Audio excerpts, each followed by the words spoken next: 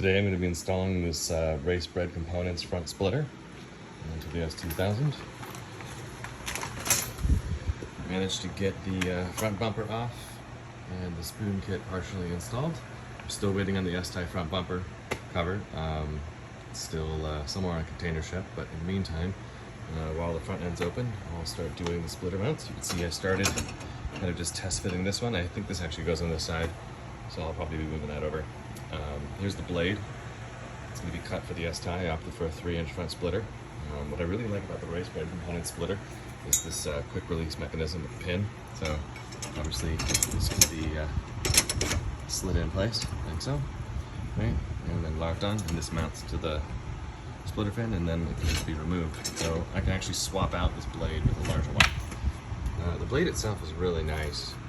It's got this texture on it. It's nice and thick. I'll probably be doing a nice red edge here to match the accents I'll be putting on. You can see I haven't got the second fender on yet. I'll be tackling that today too. Front beam bar is getting replaced with the Renegade Motorsports front bar.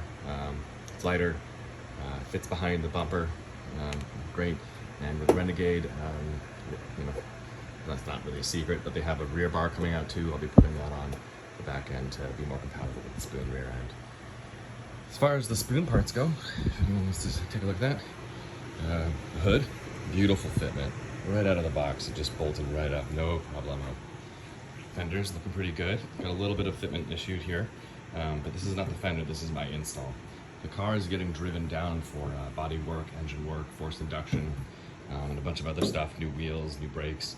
So I didn't really care about getting everything to fit perfectly because it's all going to get removed when the car gets repainted a different color. So this is just about getting it down to the shop. Of course, the mirrors. Yeah, you can see the seaming on here. Even with me doing this super quickly, just so nice. Just such a good job from Spoon. You definitely get what you pay for. The etching of the bumper here comes from the factory, so you can tell where to put the side marker. I will be cutting this out for my side markers. And you can just see this really awesome arch here with the fender adds. I haven't installed the headlight covers yet. I've got those back in a box. And I will be coating the inside of the wheel well with some rubberized coating just to kind of protect it since it's now exposed. You can see here the gusseted upper control arms that I had put in. Super helpful. Make sure those don't rip off. There's my V3s. Take a look at the back. It's just mocking up a template for what the rear quarters are going to look like when they're put in place. There's my EVS tuning roll bar. Here is the Spoon rear bumper so far. The diffuser's not on. Again, remember this is a test fit. Just trying to see how everything bolts up, and you know, again, it's all going to get removed for paint and body work. But this obviously sits more flush when it's riveted to the car. But just take a look at the seam on this. It's flawless right out of the box. Barely had to do any fitment of this thing. It just fits so well. It's already like practically done, and I haven't even really messed with it very much. This wing will be coming off obviously for the Spoon hardtop when it shows up. But you can see the other end without the quarter. Just the seaming on this is so good. This is no modification. This is literally just out of the box, clipped in place. The tab isn't on yet, right? The original tabs got rolled up when I rolled the rear quarters for 255s, so I'll have to bend those back down, but I mean, yeah, it's fantastic.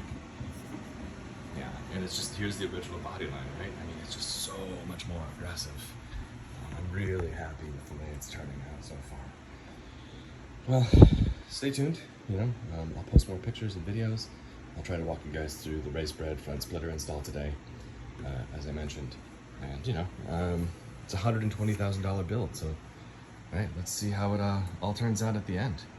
You know, we get the other Recaro in, and, right, you can see all the boxes in the reflection in the mirror back behind me here.